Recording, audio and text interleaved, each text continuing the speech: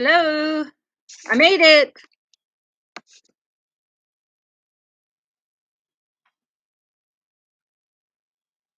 Let's see if I can find some people.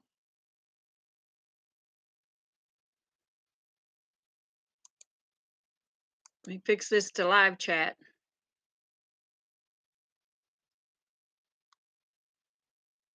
Okay, my little light is in the way.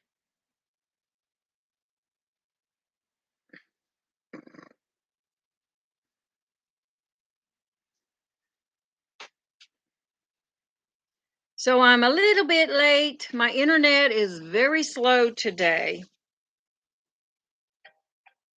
And it may be because of the hurricane that is coming. Winds have already started picking up. So I am a teeny bit late.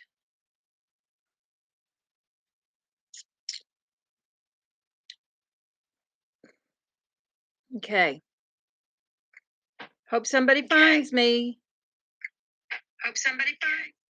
Let me turn that down. Hey, Kathy! I can't believe it. You made it. Is Walt still in the hospital? Hey, Grandma. Now say gumdrop Eva. Is that how we talk usually? I can't remember. I think you're Eva, right? How is everybody? Kathy, are you preparing for the hurricane? We have already got 15-mile-an-hour winds. They expect it to be 20, 25 mile an hour winds today. 40 could be gust up to 40 tomorrow. Yes, gumdrop. Forever, aka Julie. That's okay. Where did the name Eva come from? There must be a story with that. Kathy says, no, he is at home here at his home. Okay, I'm staying with him through the storm. Yesterday, we were able to add internet to his service, so now I can watch you. Oh, cool. Cool. Now, I thought he was the one that was in the hospital. It was someone else that was in the hospital. Is that correct? I thought it was him.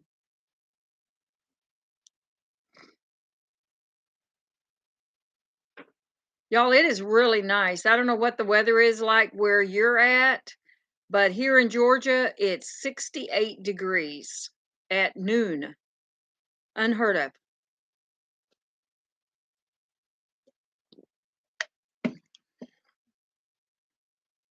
Unheard of.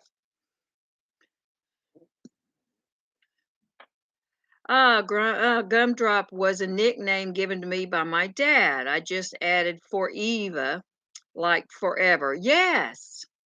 Well, my sister will be on here shortly, and hers is Gummy Doolittle. And hers came from her grandchildren not being able to say Grammy. So she ended up being Gummy. And Doolittle is one of the grandchildren said that she never did anything. Uh, or she did little for him. So she's like, okay. Kathy says, I didn't have any time at my house to prepare. My home is not prepared. It was him. Really? It was him. Okay. Um, yeah, we have we're kind of looking at all of the trees, the leaves are falling, some of the limbs are already cracked. Hey Joy. Hey, weather is nice here in the Smokies. Eastern Tennessee, but I have hurricane cams on the TV since we lived in Florida for 20 years. Yes. Um, y'all just keep my son in your prayers. He is headed to right now they're sending him to Valdosta, Georgia. That's where he's headed right now. With a trailer. They are meeting an 18-wheeler with generators. He services cell towers, so he is one of the first responders after a hurricane because you got to keep those cell towers going. So he is headed there. They have him positioned in Valdosta, um, which is South Georgia, closer to the Alabama side, I believe. I have to stop and think where it's at. But so that's where they have him positioned, and he will be ready to go in as soon as the threat goes over. He'll probably be down there for 3 or 4 days, depending on how bad they get it. Y'all are going to hear these little pop, pop, pop sounds today. That is acorns hitting the rooftop because Casey has a tin roof. Um, so you will hear all of those little. They're like acorn grenades. They're kind of loud, but that's what he's doing to prepare for Ivan. Um, we're just watching. We expect a couple of inches of rain, which it's hard to tell because they could shift. But the weather today is already about 15 miles an hour. We expect 20 to 25 gusts um, throughout the day, and we've had a few of those little bouts where all of a sudden, I mean, it's raining leaves everywhere. Um, so yeah, tomorrow they expect gusts up to 40, 45 miles an hour. So we're just hoping and praying we don't lose any trees. Hello, Gummy Doolittle. How are you? And so we're just kind of watching and trying to keep the animals safe. We've given them all extra hay and food to stay dry because for those who have goats, they're allergic to getting wet. They really are. Um, so um, we just really just kind of watching and kind of batten down the hatches a little bit, but the animals aren't worried until the wind starts blowing. They do not like the wind to blow. So y'all, this Gummy Doolittle, that's the one I was talking about. Say, while she wasn't here, that is my sister from California, and one of our brothers just left yesterday. Him and his wife were here for 3, 4 days, and they camped out on our driveway, and we had a great visit, good chat. The kids got to go fishing with Uncle Rick, and um, Lori and I had a girls' day out. And it's not often I go get a pedicure, y'all, just because it's time. So we had a girls' day out. Had a really nice day. Really nice. We did visit this really cool place. Now I'm going to put this video up, so anyone who doesn't um, or is uncomfortable with um, this house is was built somewhere between 1750 and 1768 is what the history is. So it's over 200 years, and yes, it is reported to be haunted. So if you're uncomfortable, like my sister-in-law was, as soon as she discovered what I discovered, she says, "I'm going outside, y'all." So she didn't say y'all, they're from California. You guys. Um so she went outside, and it's a beautiful property. I mean, beautiful. So I tried to get some of the footage of how pretty it is. It is taken care of by the county that it's in, which really it's only about 5 miles from me, but it's in another county. So this home was part of a settlement of Quakers. So it's very interesting. I'm really not doing a lot of editing. I'm doing a little bit of talking while I film. So I'm not going to do a lot of voiceovers about what I was doing. You can see what I was doing, but I'll give you the gist of it. Um, we went in this rock house. It's 3 levels. It's a basement, which I mean, it's the whole part of the house. I think there's 5 or 6 fireplaces, quite a few, almost well, in one in every room basically. And then there's a loft above the main floor, which looks kind of like a hay loft would look in an old barn. It's one big room, and it does have fireplace in it also. Um but it's just one big room, and supposedly that was where they slept, was the sleeping quarters. And there was at one time, I believe, up to 40 families that lived on this property. So there must have been other buildings or outbuildings. Joy says, I bind up spirits when I'm somewhere supposedly haunted, so I am not disturbed by anything. I bind up spirits. I'm not real sure what that means, but um, I have been in many places that were reported to be haunted with spirits, and never have I ever felt threatened. I have felt unusual things going on, but it's so subtle that you don't notice it. But this house, I go in, and I'll tell you kind of how what happened. I go in, I go up the steps. My brother goes in first, go up these steps, which look kind of rickety, but actually they were very sturdy, very old. We go in, and right to the left, there's a really small fireplace in the corner, and it's jammed in this corner, but it looks kind of like they may have cooked on it, but not a big pot would have been in it, so it was really small. Um, and I just kind of scanned the room, and I did scan. I would go to the windows also, and I would scan down into the property. Um, and I was getting very, very clear picture on my camera, and my camera has three. Hey, Verna, how are you? You made it. Guess what you're doing today? I bet you're grocery shopping. One day we're going to ask Verna what she's buying. Maybe, maybe that would be interesting. Joy says, I say, bind up all evil spirits in the name of Jesus because the Bible says it's demons. There are no ghosts. Okay. Um, so I go in, and I'm scanning, and my pictures are very clear. Um, I'm just kind of pointing out some things that I notice as far as the architectural. The walls are 2 foot. Are they 2 foot? They're 12 inches. No, they're 12 inches deep. I mean, deep. So the house is very cool, very comfortable.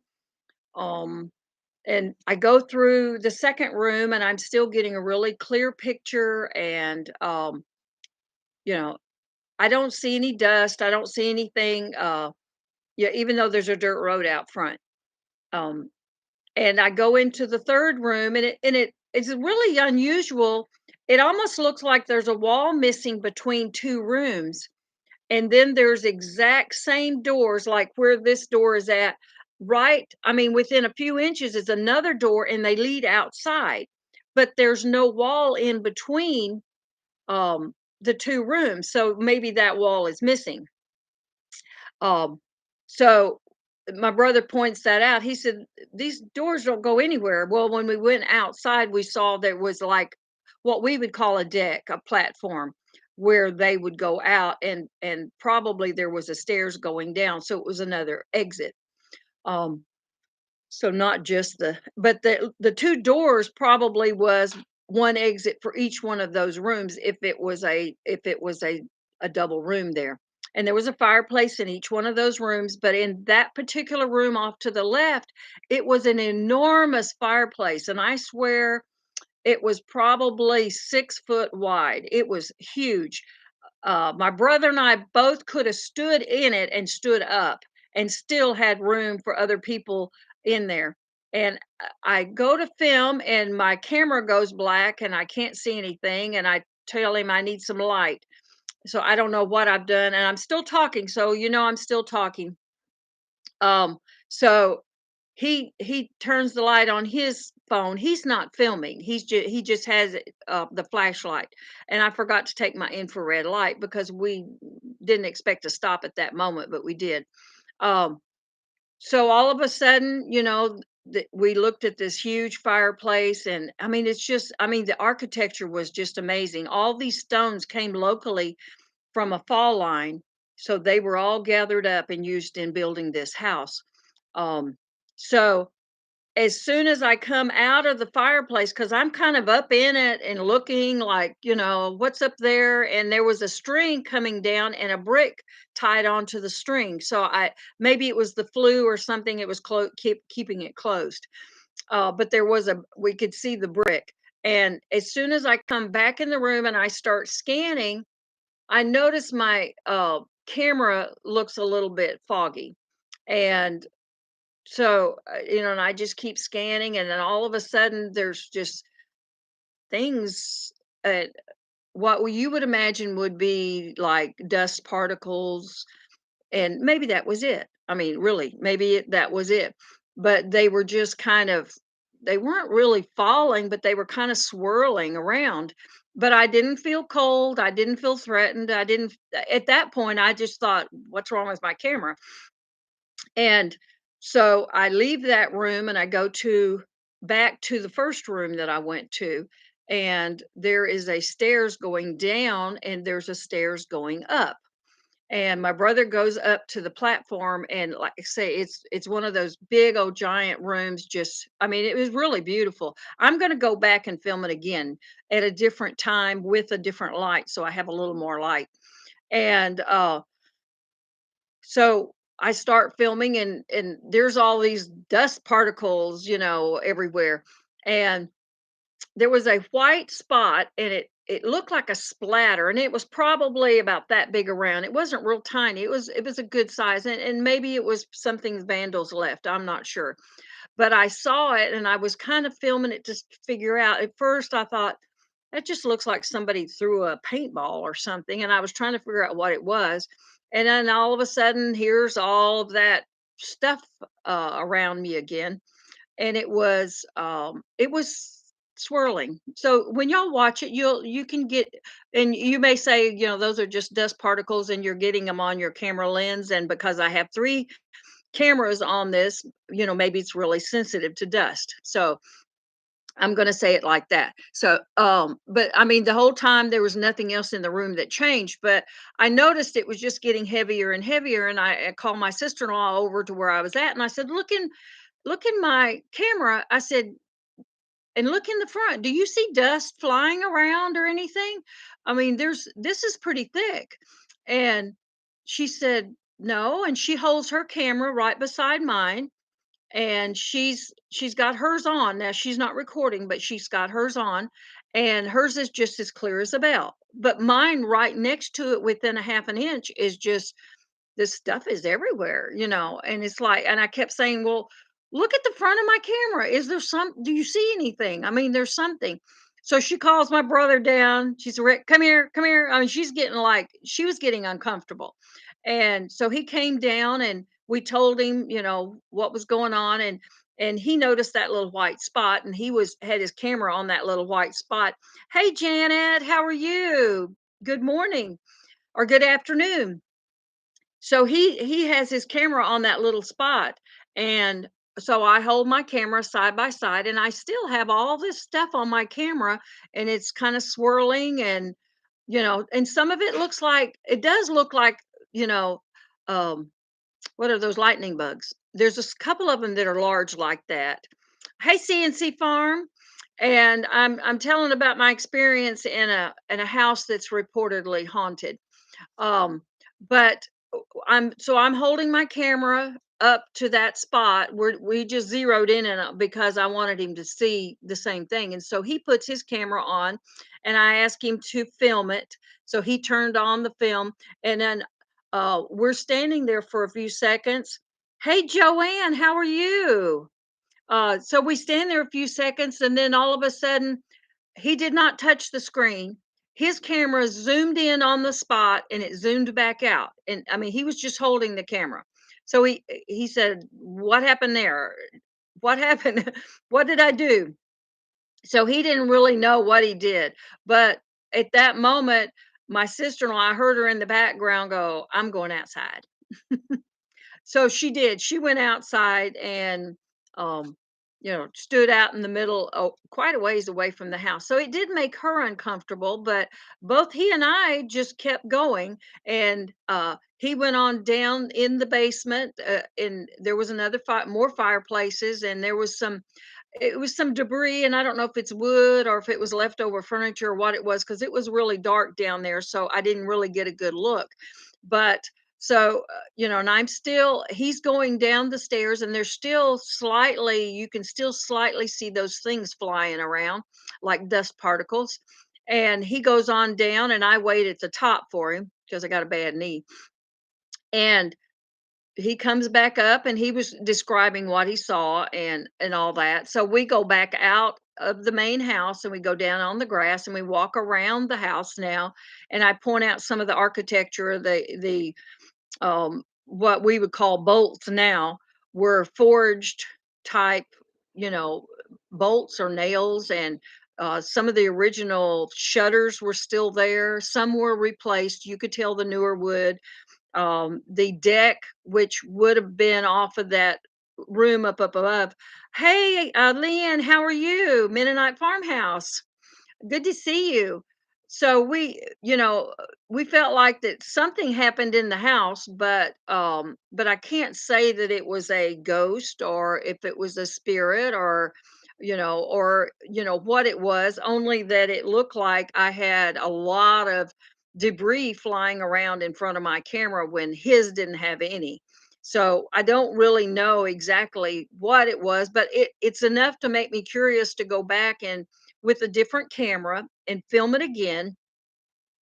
Um, I You're not allowed to go there at night, so they tell you not to go at night. Oh, oh, I'm so sorry. You're still feeling bad, Leanne. She's been sick, and she's still been trying to do all of her uh, all of her work and her videos and keep us all informed. And so I got two of my honeybees are right here in front of me. They need to be up there in the hive because the rain and the hurricane's coming. So that was my experience. I did film a little bit more of the property. It was beautiful. I didn't get to go to the cemetery. There is a cemetery there.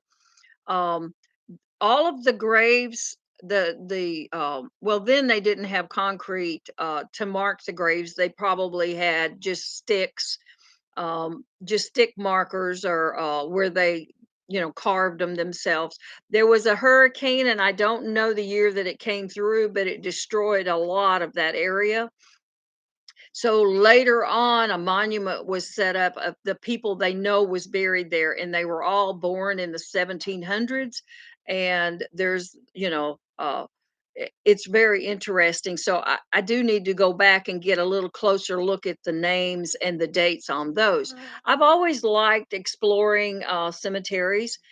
I don't know why, but I find it's really interesting. You know, Sometimes you see whole families, sometimes you see single children, sometimes you see, I mean, a whole block of families. So I've always done that, and we've always enjoyed it with genealogy. So yeah. Um, but that was my experience, and I will sometime today, I will put that video up. And like I said, I'm not gonna voice over a lot of my comments or cut the comments out. So I hope it doesn't make you dizzy, me moving the camera around. I didn't have my camera stand, so I was just holding the camera. We were on our way back from supper, and it's like, "Oh, we better go see the Rock House because they're leaving the next morning." So that was my experience with the Rock House, and you can Google it. There are other videos on YouTube, but it's called the Rock House, Thompson, Georgia. And there's a couple that's not very good videos, just a couple of minutes, but there's one that's around 10 minutes that's really good. That lady gives some really good information on the house, on the Mennonites who lived in the house, not Mennonites, Quakers, when the Quakers that lived in the house, and it was a settlement. I think it was called the Wrightsboro Settlement. So that is, the oldest house in Georgia, over 200 years old.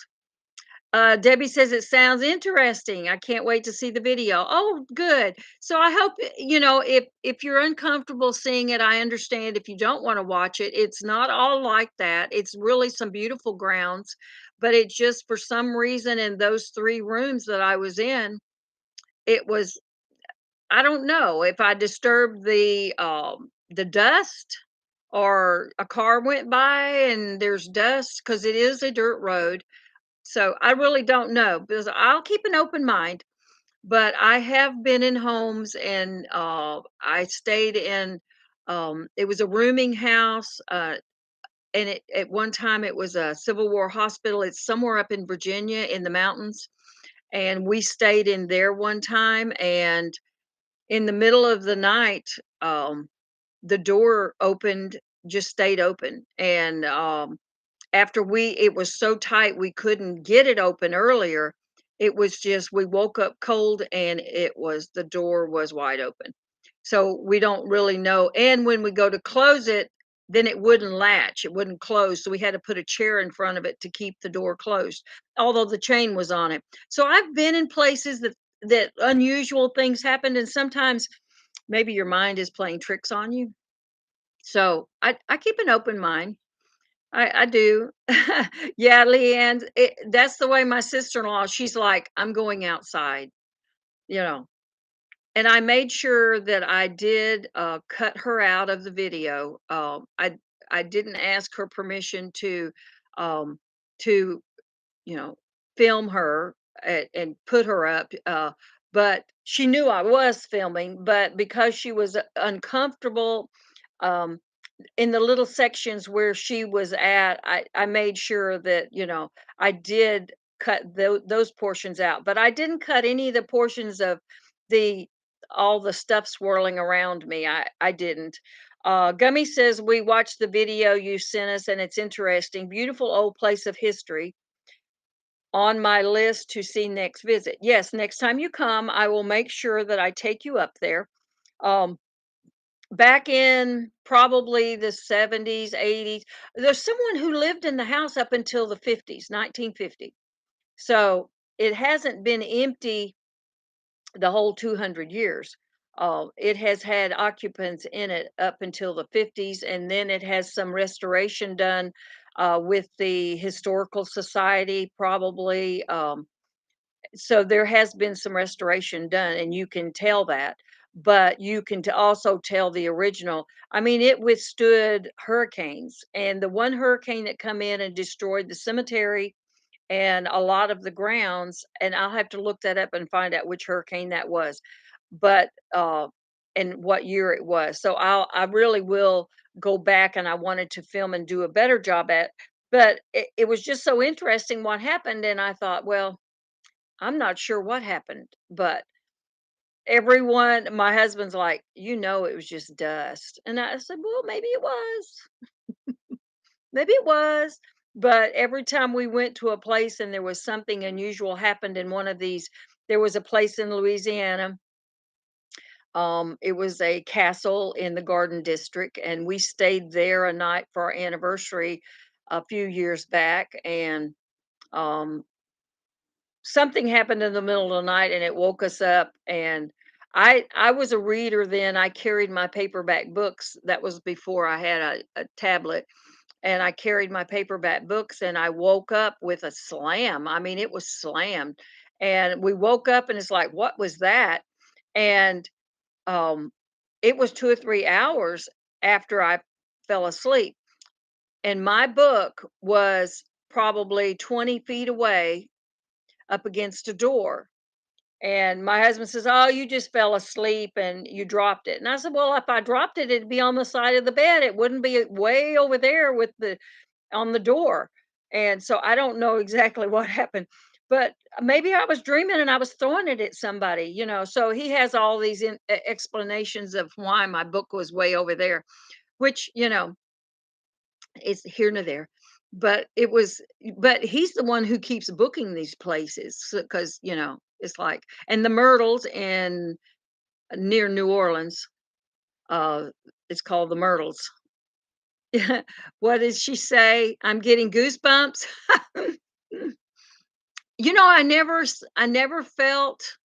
I never felt that there was anything going on other than it just looked like a lot of dust, but it was very thick and it was very swirly. And but there, and people say, "Oh, the atmosphere got cold, or the room got warm, or that got cold, or you felt something." But I never felt any of that. I mean, I was not uncomfortable at all.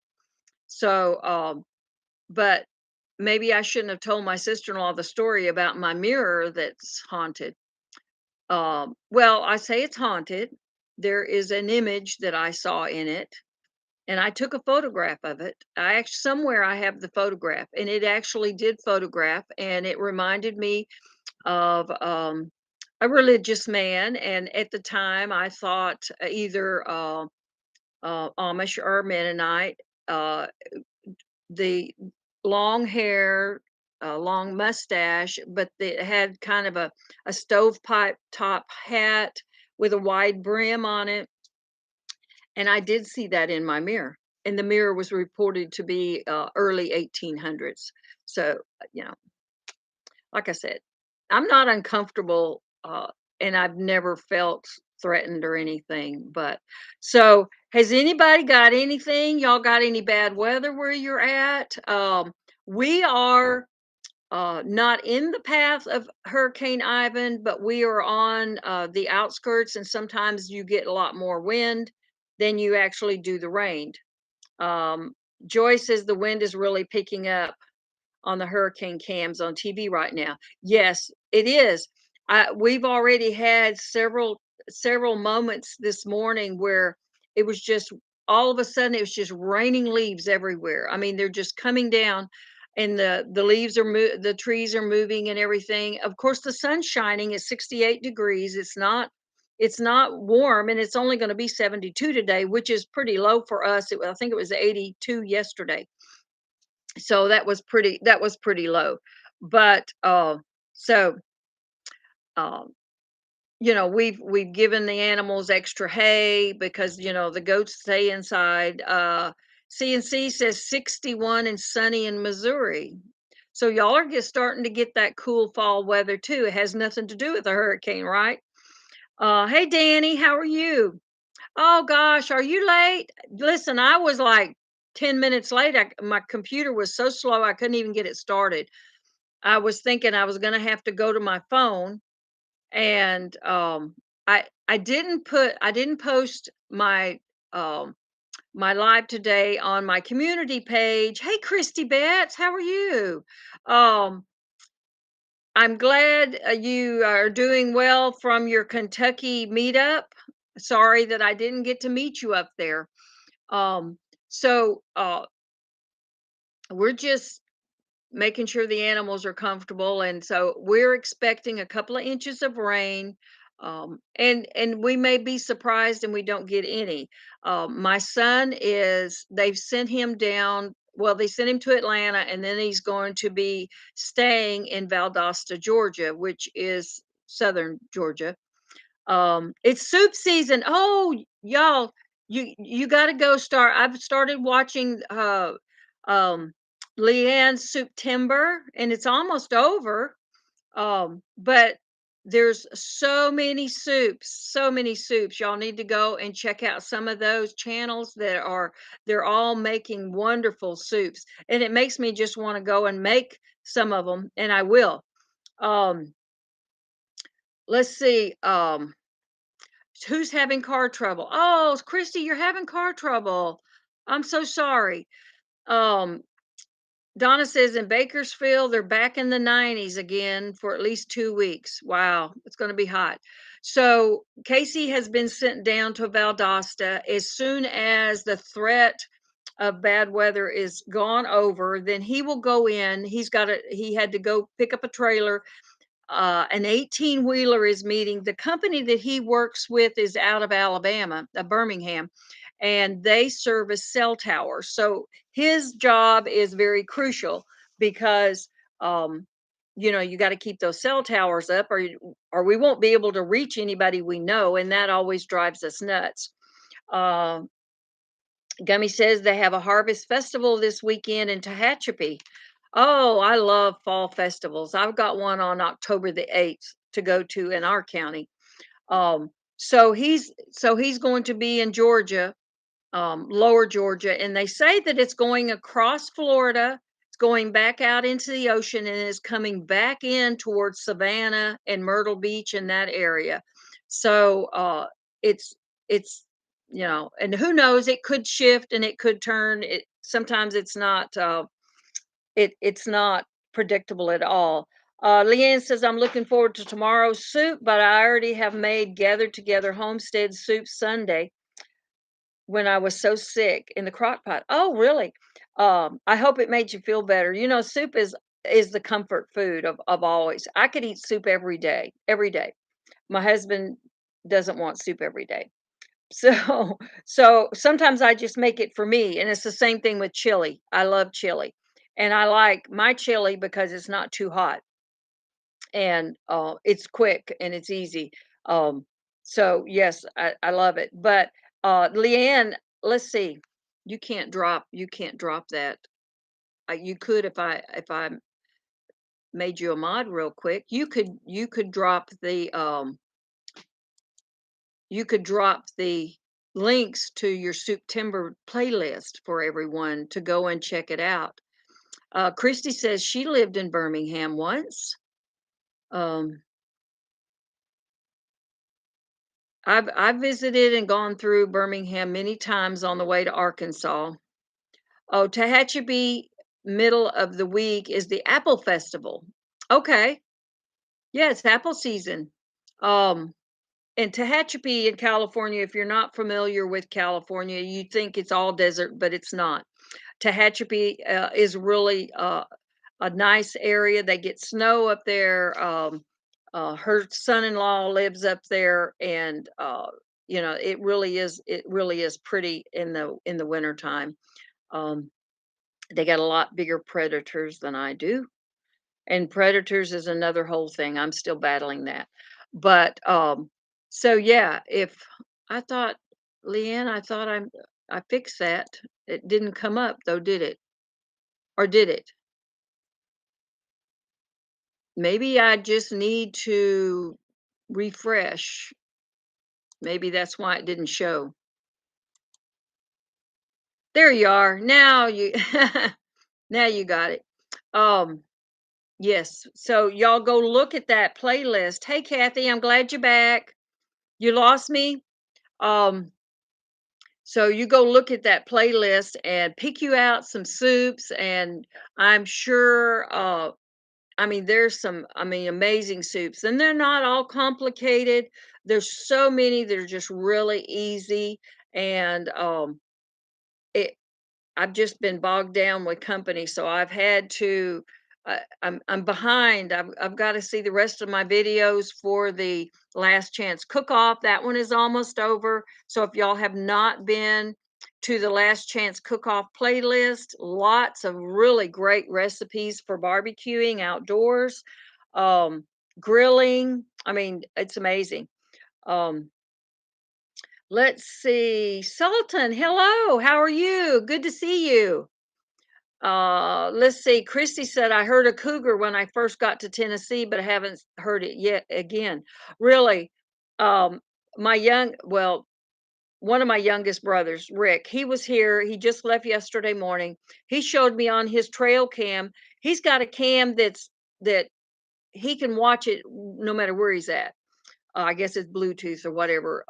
But he has a mountain lion that strolls around his house. He lives in the area. I guess it's called the Grapevine in California. He lives in that area. So there's a lot of mountainous, but he's definitely got mountain lions and bobcats around his house, and he raises chickens and some beautiful pigeons. Beautiful. Leanne says most of the videos have printable recipes, and I'm giving away a random $100 and two $50 Amazon gift cards on my live stream giveaway Saturday night. So y'all don't want to miss that. Hey, Digging for Health. How are you? Good to see you.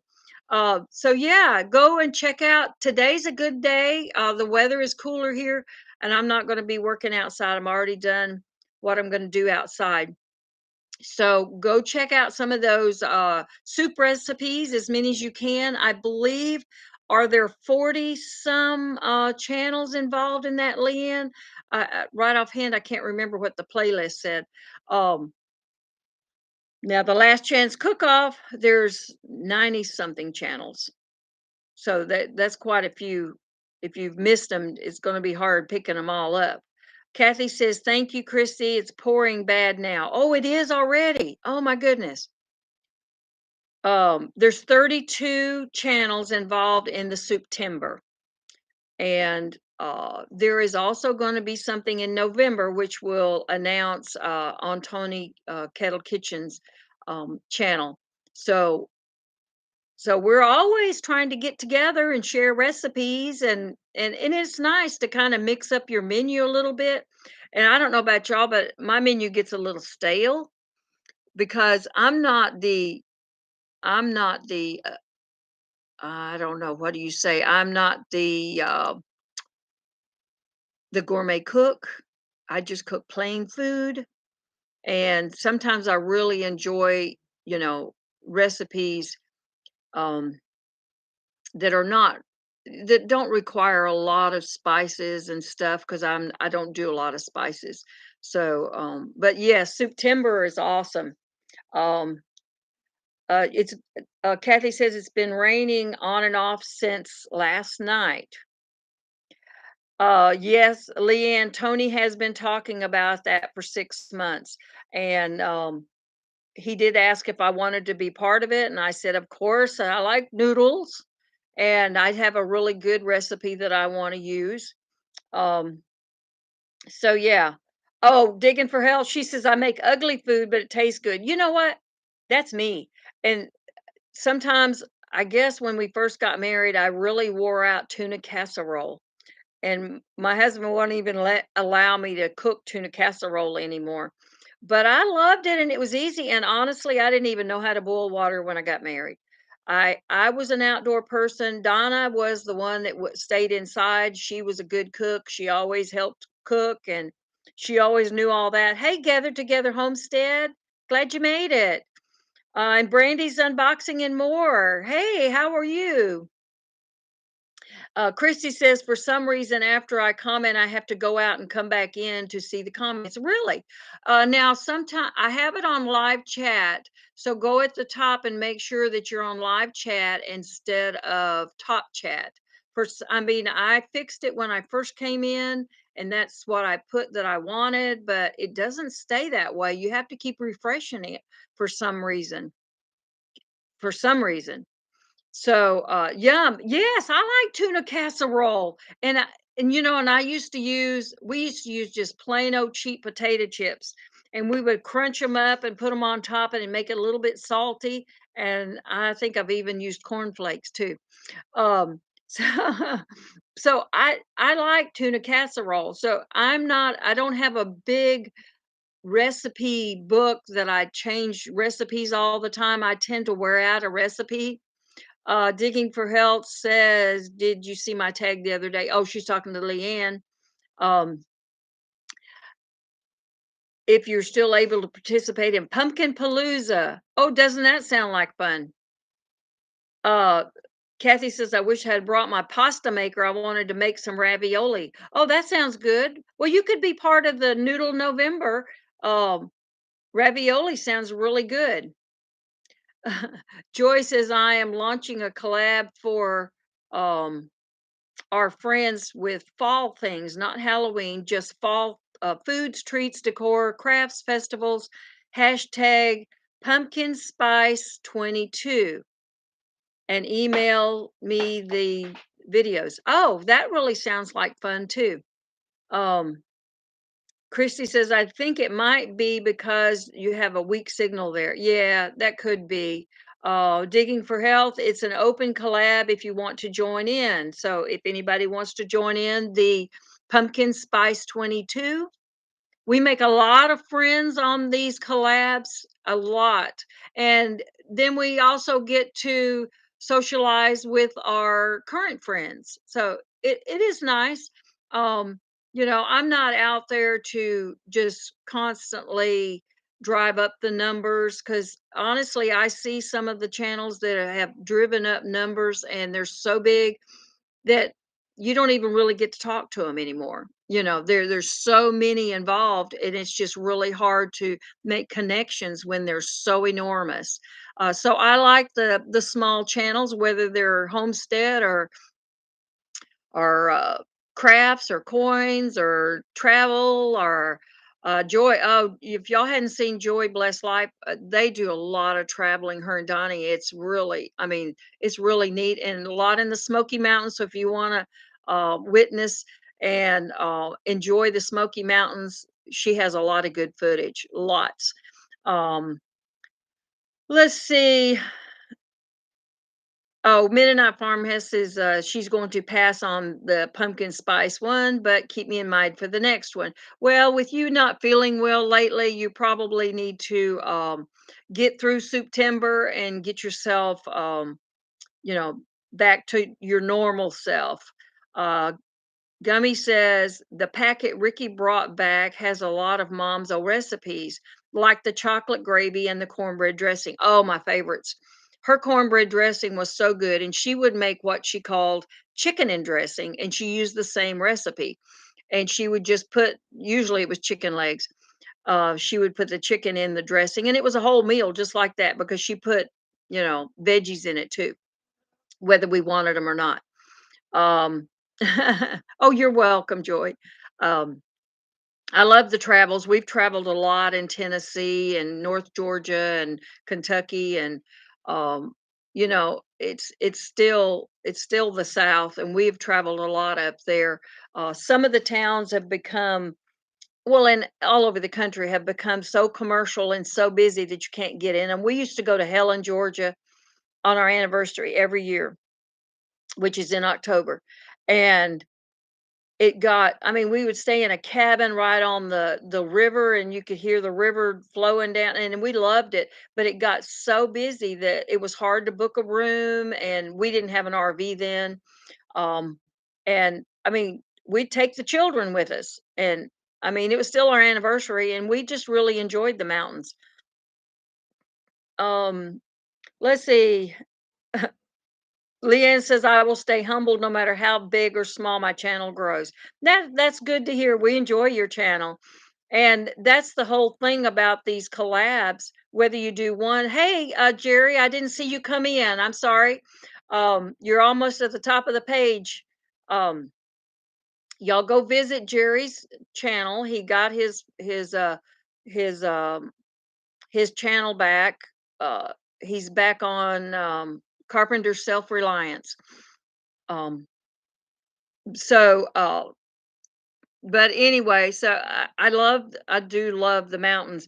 But mom's recipe, yeah, my sister sent this by my brother. So when he came, I got this little nice little packet, and these are some of the things that I need to rescan or scan.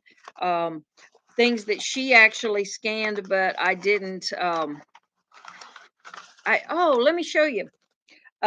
She sent some pictures here of our original log cabin. Now, mind you, Donna was actually born in this log cabin. Our dad built the log cabin with his brother, which we call Uncle Doc, and the older boys, they were still small, but they all really did help build this. So this was part of our log cabin, and it was just a one room. Our dad cut all of the lumber, the trees, and he put it together. Donna was born in this room in the mid 50s. So this was in some of the pictures that she sent. And let's see if there might be another one. He built the pond. This was on the property, but he built that pond, and that's where one of our water sources. We did have a well too, but he built this really huge pond, and you can't see it as well. It's a little bit further away, but there's the log cabin sitting under that tree there. So you can see how small it really was.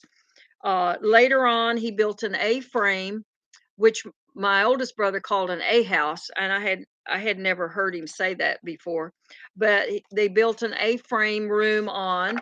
Mind you, there was one, two, three boys at that time, and then later, my mom's brother came to live with us. I say us; I wasn't born. So, but anyway, that was the log cabin that my sister was born at, and she sent some letters. I've got to go through all the letters and find the recipes, because I mean, I think it would be great to share some of the recipes, like her chocolate gravy. And I know other people make chocolate gravy too, but you never know, it may be a little bit different, who knows. um uh Oh, yeah, I don't know. Jerry is an easy name to remember, y'all, because my baby brother is named Jerry. And so Jerry was always easy for me to remember from his first channel. So, hey, Chuck or Belinda. I s- Not Belinda, Blenda. Walking out the door, but wanted to keep you running because we appreciate you, Linda. Thank you so much. So make sure Andrea doesn't talk bad about me. I will. I will. And if she does, I will tell you so that you can just take care of it. But I'm glad you to say hi. That's the way I do sometimes. Um I may watch your videos all the way through and then come back later and leave the comment because I'm outside and my hands are dirty or something. At least he didn't say my name. Oh, yeah. That's right. I said it, but he didn't. So, but other than just waiting on the hurricane, the only other thing that we're doing, and this is another video that I'm going to put up while my brother Rick was here, and some of you know my husband's name is Rick also. Um, I said, "Oh, while the boys are here, my oldest son was here, youngest son was here. I said, y'all need to help your dad take the shower in the house because the shower arrived and we need to finish getting the floor finished so we can get that shower in." So, of course, I wanted to film it. Oh, you never had chocolate gravy, Joy? Hey, Brenda at Duncan Homestead. Nice to see you. Um, and uh, yeah, we grew up on chocolate gravy. I don't know. I don't. Maybe it was a treat when she could find some cocoa powder, but so this shower comes the day before, and I told the boys, I said, you need to help your dad get the shower in. He's not going to ask for help, but if you don't help, that means that I have to help. And this shower is fiberglass, and it's got those little prickly fiberglass things on the back of it. And I'll show you in the video. It fit in the. I mean, it's in the truck, and it just looks like this big monstrosity. So they get it off the truck, and then they start. You're in trouble when they walk past you and they give you the mean eye because you've got the camera on.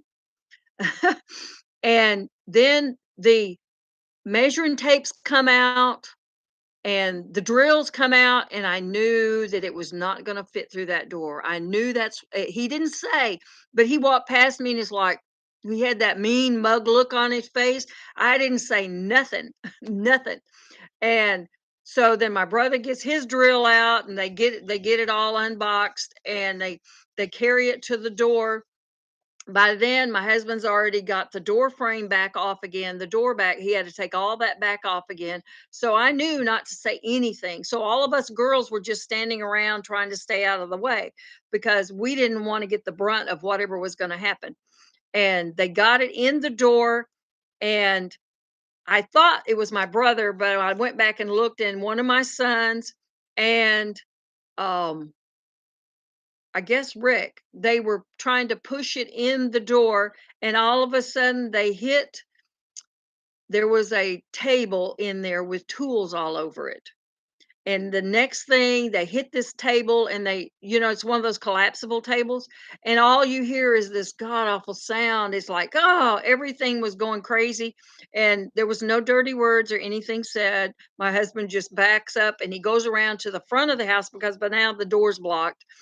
It makes good video. But the whole time he's giving me that mug look. Hey, Glenn, how are you? Nice to see you. Uh, And so they finally get it in the door, and he's like, okay, it's just going to stay there because now they can't set it up because we've already put the floor in the pantry and it wasn't supposed to go in that room. So there's no room to stand up the shower. So now we have to wait. And so he's done for the day. He said, he appreciates all the help. So it took four of them to move it in, and the whole time it's like, "I'm filming, I don't care. I'm filming." So, anyway, that was our fun for, Sunday afternoon because all the kids came out to see my brother and his wife. Some of the kids and the grandkids had never met them. It has been that long, and, of course, I saw them when I went to California in the summertime for my, oldest brother's service. So, but yeah, it made for good video. It did. But, I knew when they got the measuring tapes out and the level and the drills, it's like, "Uh-oh, don't ask, don't say anything or smart comments like I knew it wasn't gonna fit," or "Don't do that." So I didn't. I stayed out of the way, and this morning, we drug it into the bathroom where it's going to go, and lo and behold, it stands up just like that. It was just those who wait, right? So we finally waited long enough, and he's working on the shower, putting the water in now. He's already covered up the window that it had to sit in front of. So, y'all, I might actually have a nice bathroom by Christmas. It would be nice to have a bathroom and a tub. And that is a separate video I have. Hey, Charlie Grace, how are you? Um, I have had I We also moved the two antique cast iron bathtubs. We took them from the barn area and we took them up to my daughter's house, set them on the back porch, and that's where I'm going to sand the bottoms. Once I'm done with that, then we'll put them back on the tractor and take them over to the house so I can do the inside. I don't want to move them on the tractor once I do the inside because you know how the antique bathtubs they roll over the top, and I don't want to scratch that up once I get it painted. So I might have a nice bathroom by Christmas, and then we'll just have to work on a bedroom so we can move back in the house. Uh, well, we won't have a kitchen. So everything I'm cooking is either in a crock pot, an air fryer, a toaster oven, a microwave. So that's that's how I'm cooking meals. So there's not a lot. Uh, there's not a lot of room. Yeah, don't you love antique clawfoot tubs, Brenda? These are beautiful, absolutely beautiful, and you'll see they have age on them, but they're both from a different era, I think. No Instant Pot. No, I don't have an Instant Pot, and my smoker is down here at Casey's. It's on his deck down here. So we cook in the smoker down here. Um, in the RV I'm living in, there is an outdoor kitchen that has a little microwave also, and it has a little cook camp stove. So I can cook on that. It's what you do with what you got, right? Yes, it's like living in a camper van, absolutely. We did a lot of camping and cooked on cook stoves and little charcoal grills, and that we didn't have a nice smoker then. But this is a Rectech, and it's a very nice smoker, and it does a very nice job. So, it's a little hardship, but I want my kitchen the way I want it. I want it back to a country kitchen and get rid of all this formica that is really in bad shape. And Charlie Gray says, I am in northern central Georgia now. Well, I'm down in central, um, eastern. I'm right on the border of South Carolina and Georgia near Augusta. So not so far. But oh, Brenda says she wants an outdoor kitchen. Well, my outdoor kitchen is basically you lift up a little partition in the camper and voila, there is the microwave and there is the little cook stove that it's on a drawer and you just pull it out. You actually pull it out of the camper, but it's still attached.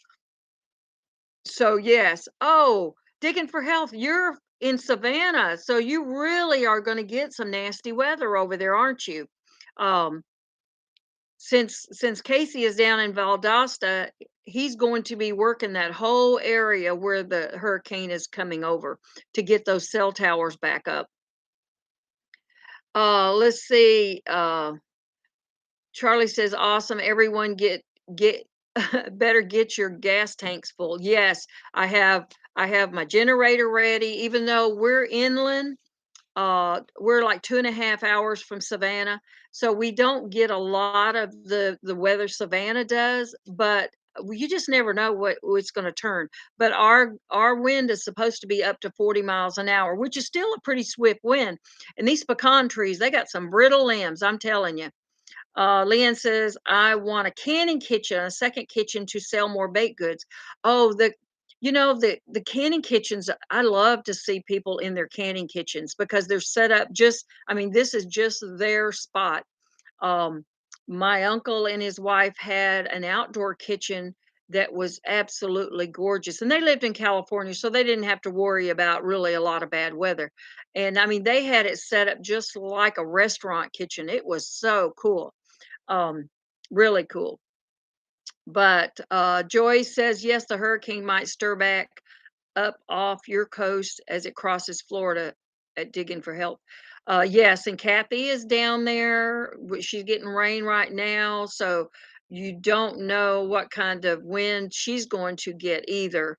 So praying for everyone involved. But once the weather goes over, that's when my son goes out and starts working on the cell towers and making sure they stay up. Uh, that's that's his job. That I mean, that's what he does, regardless of bad weather. So definitely a priority. Uh, Digging for Hell says I'm freeze drying some ice cream. Oh, so I can eat some treats on my power goes out. That's right. And if your power goes out, even if it's freeze dried, you got to eat it all. You don't want to waste it. So you're just going to have a ice cream diet if you have to. Who doesn't love homemade ice cream? Oh yes, Kathy's on in the east and cocoa.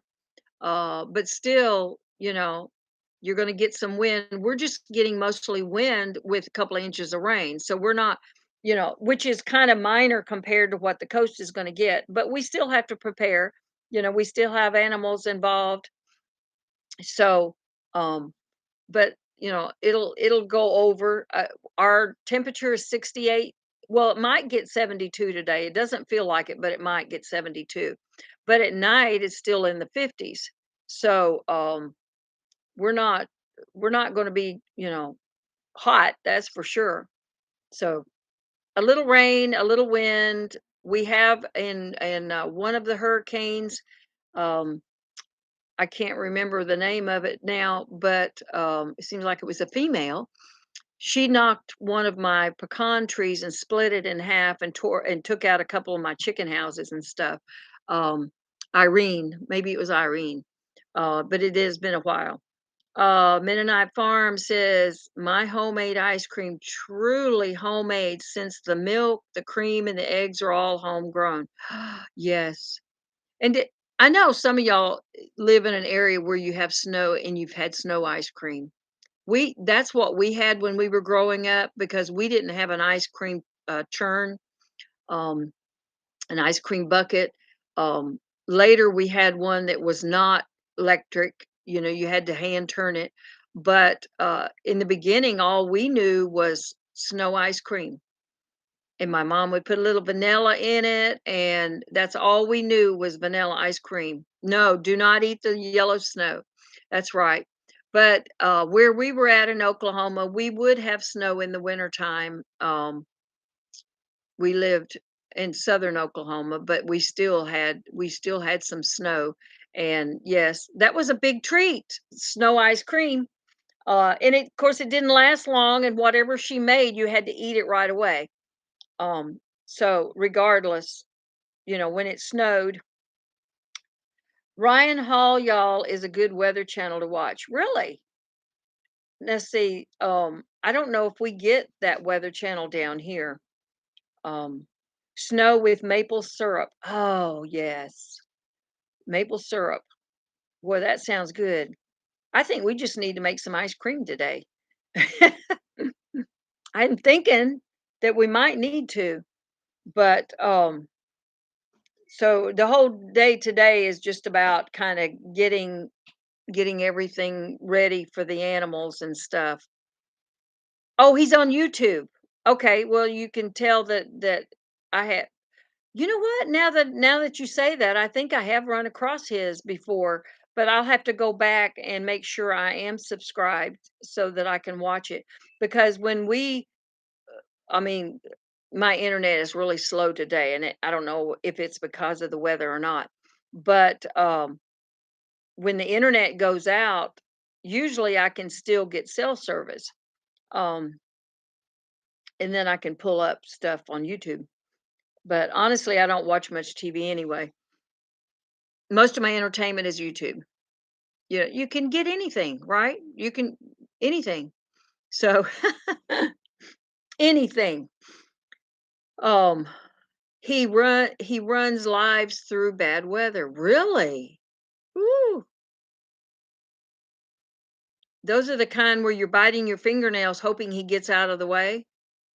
Hello, old ways gardening and prepping. How are you? So good to see you. Um, so y'all don't forget to go to the collab channels if you want to pick up the last of the videos on Last Chance. I had a brain freeze here. Last Chance Grill Off, Cook Off. Why am I why am I having a brain freeze? And Soup Timber. Is there another one that's about to run end or to start? The pumpkin spice, it's up above. That one.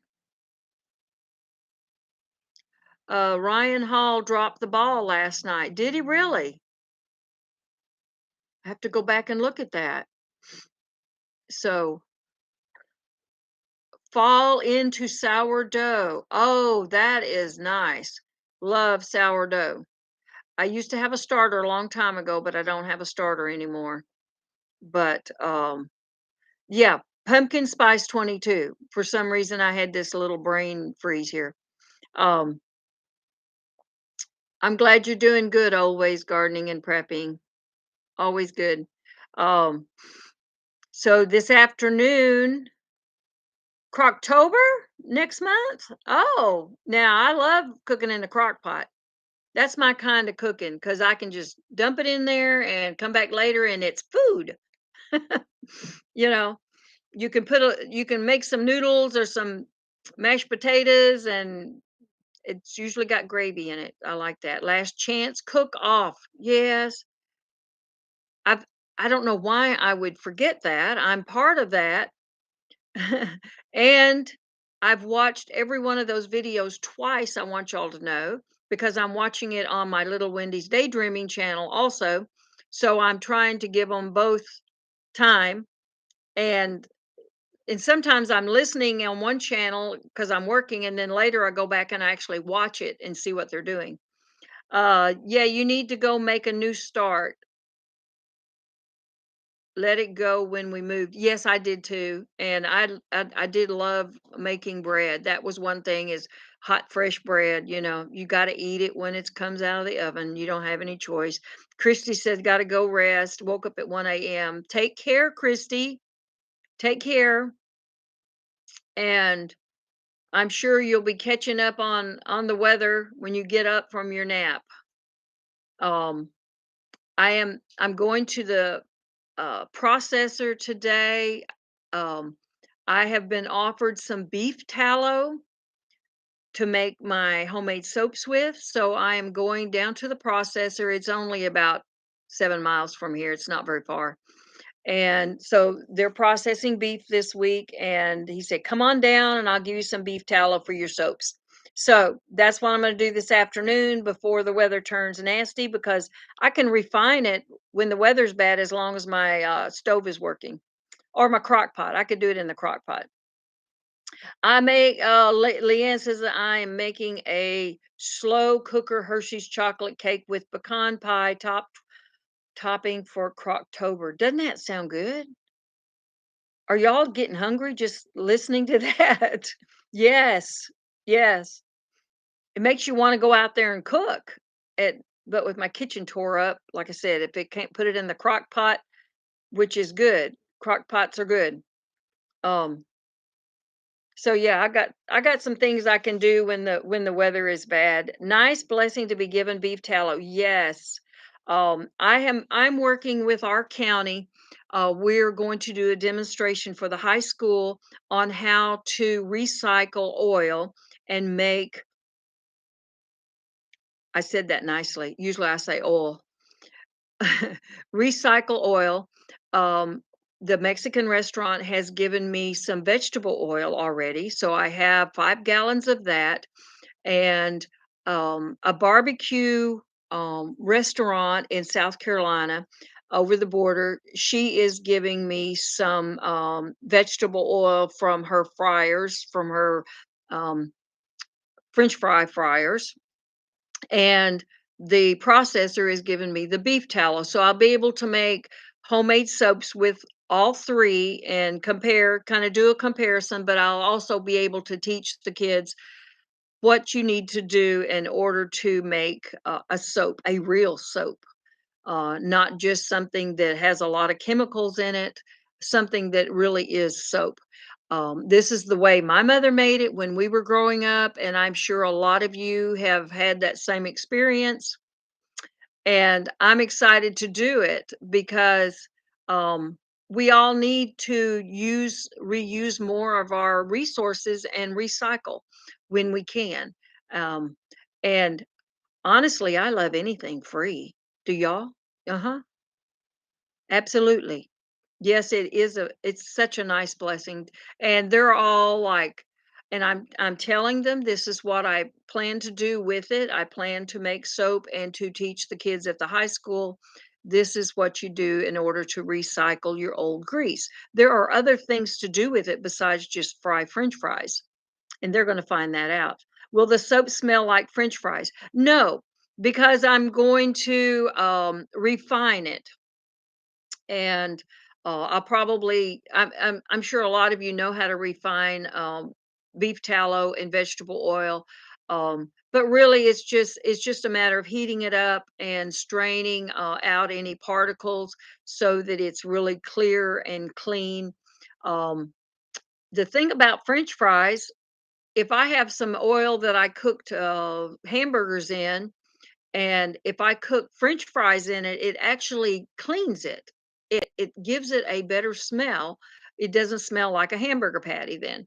But when you're recycling, Old Ways and Garden said, unfortunately, most vegetable oils is soy. Yes, yes. Um, and that was one thing I did ask them where their source was from, whether I didn't want canola. I didn't, you know, I didn't want any of that fancy stuff, although you can make oils, but you don't use a lot of some of the fancier stuff. But I just wanted basic oil, and I wanted vegetable oil.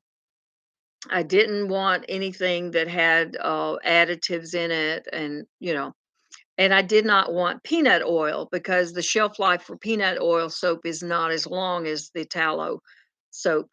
Um, well, that's a great reason to make some French fries. Yeah. Yeah, because I mean, I have cooked, like, fried chicken in my, cast iron pan. and I add a little more vegetable oil in it, and then I put the French fries in it, and oh my gosh, they taste so good. But yet it when you go to strain the grease, it doesn't have an overall heavy, smell of whatever you cooked in it before. So, I've always done that. I don't know, it may be something I just made up, y'all, but, my mother did it and, some things I do remember that she was doing. Um Let's see, be more self-sufficient. Yes, Leanne, that's true. It's when we started here and I had the church that was pretty close. They brought 100 children one time to a field trip to our farm. And I gave them a little class on chickens and eggs. And I was amazed at the kids who did not know where an egg came from. And the ones that lived on farms, of course, they knew, but most of them, well, I would say half of them, and they're like, "Well, they come from the grocery store." They have no idea that a chicken actually produces an egg. So, and honestly, I haven't bought an egg in 6 years. I've had always had enough chickens to supply my eggs. So, but let's see, Brenda says, "We used to put potatoes in a pot when we rendered lard, and it will make your lard white." See? Maybe I didn't dream that. That was really that's what my mother it's like I always remember whatever she cooked if she because we always had potatoes. That was one thing that, when you have a big family, you have to have potatoes because it goes a long ways. I would put the french fries in there and I told myself all these years it was because she told me to do it or she showed me to do it. So yeah, I guess it was something about that. But when you refine tallow, for anyone who hasn't refined it before, it's basically I do it with water. So I will add you cut them up into little chunks if you can't get them ground up, and that's not always possible. Cut them up into small chunks, add, a couple of quarts of water to keep it from boiling, from burning, and a little bit of salt that helps draw out the impurities of the tallow. And you melt it all down, and then you strain it. And then you take what is left, all the little bits of meat and chunks, and you throw it to the animals, either the pigs or the chickens or whatever you have that's an animal that will eat that. I don't know if I'd give it to the goats, but I would definitely give it to the pigs and the chickens and the ducks. But yeah, yeah, you're right. There, it's public opinion, I think, that have dumbed down a lot of the old ways. And, they've made it too easy for them to go to the grocery store and get it without them knowing how it got there. And some of it is not even, it's got so many preservatives, you don't want it anyway. But, we don't know that always when we're buying it, when we're really not informed. So that is one really good thing about YouTube. There's a lot of good information out there, and there's a lot of information that may be just old ways of doing things that are not, you know it's just their way.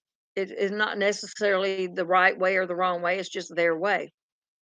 But, you know, making the oil from the tallow is, I just I figured, well, I might as well recycle and I've got a resource, so I might as well use my resource. The local grocery stores will not give me any leftover vegetables that spoil or start to go bad.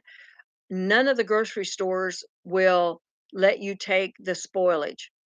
And I don't know why. Maybe somebody used to go to the grocery store and rifle through their trash and mess it up or whatever, So somebody has spoiled it for all of us. But I have a lot of animals and it would be great if I could supplement with stuff like that. So but I will take the tallow, and as long as even if they, asked me to pay for it, I would. It would certainly be a lot healthier and better than some of the oils that you buy at the grocery store. Brenda says nowadays you don't know when you buy meat at the store if it came from an animal or not. No, you don't. Um, Even when we traveled to Spain, most of us did not want to eat any of the meat. because we didn't know what it was for one. And we went into a market and their fish and their meat is just laying out in the open and flies are all over the place. And it's like, nah, I can't do that. If a fly lands on my food, I don't care how hungry I am, I'm done. I'm done. I could see little feet on my burger, and that says, "Nope, not me. I'm done." Yeah. When you live on a farm, though, you got to make sure that you keep the atmosphere clean because there's a lot of things flying around. You don't know who they've landed on, so oh, that's another whole subject, I'm sure. So, well, I guess it is time. Food safety, absolutely. Absolutely. I believe in washing. Oh my gosh, I wash my hands 50 times a day. And now that I've remade my soaps, and I used some bar my husband had in his sink this morning, and I guess I didn't put a new fresh bar of homemade soap in there, and I used his, and honestly, I felt like I was using sandpaper. It must have been lava or something. It was like really rough and it dried my hands really bad, and I actually felt like I needed lotion. But with the homemade soaps, you don't really feel like you need lotion after you wash your hands.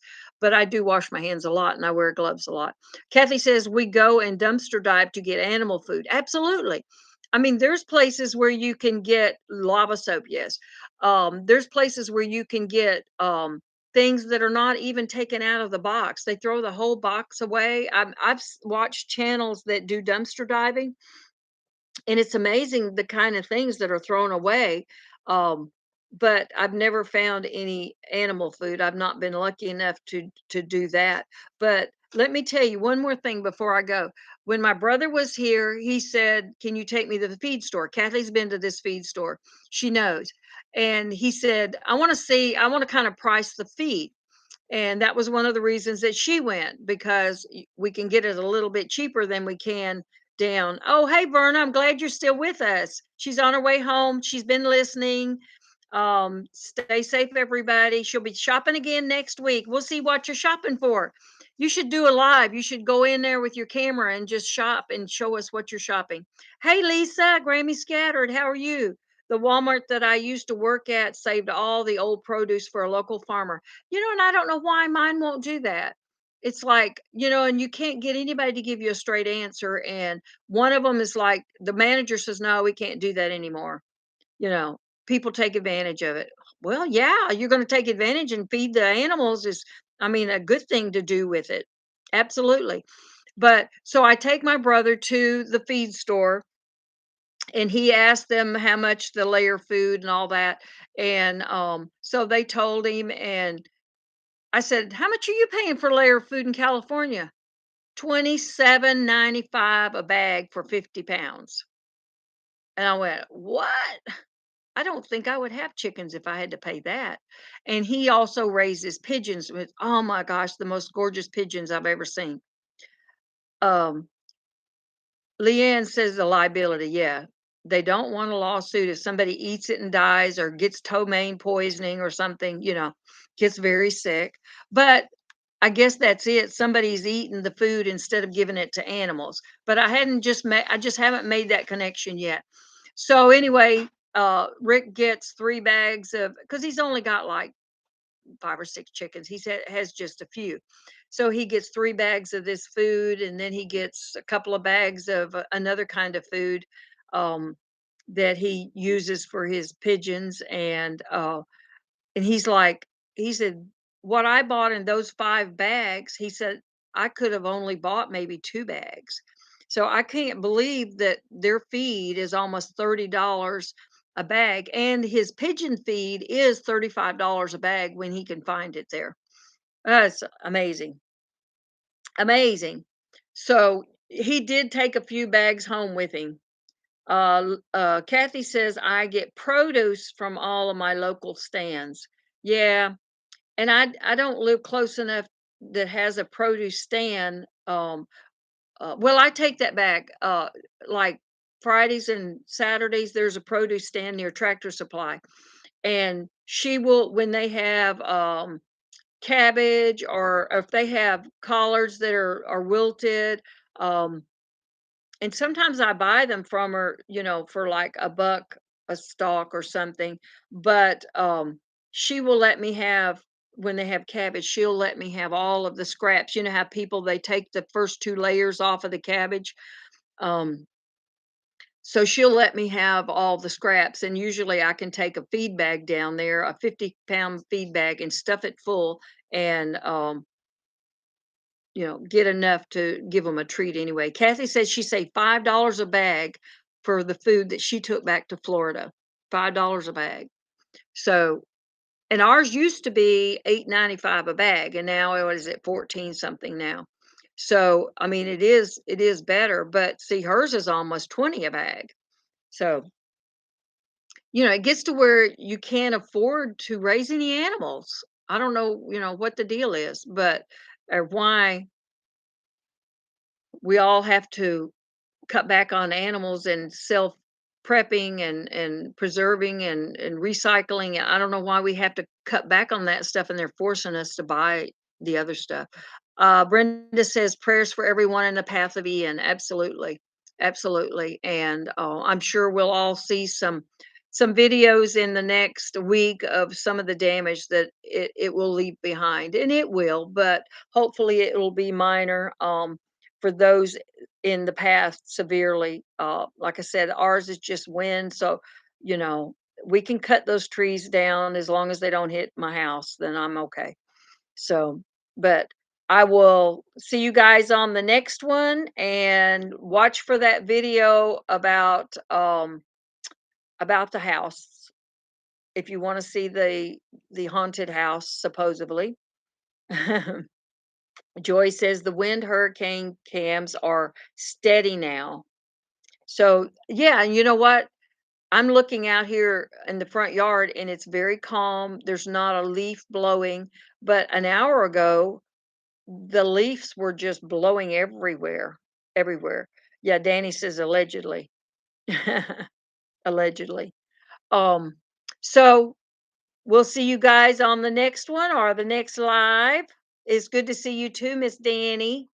So good. I was watching Jesse and Lisa open up their mail call just before I got on, and I was kind of messing around and I almost was too late. But I was watching to see what they got up in Kentucky, so I got to go back and finish watching that. They don't want you to be self-sufficient. Exactly. That's the way I feel like it's that they're they're always trying to keep you from doing stuff that really could save your money, that could be more beneficial to you health-wise even. But they want you to buy everything that's got the stuff full of preservatives. And we all get tired of that. Yes. So everyone have a good day and I will see you on the next one. Bye now. Y'all be safe.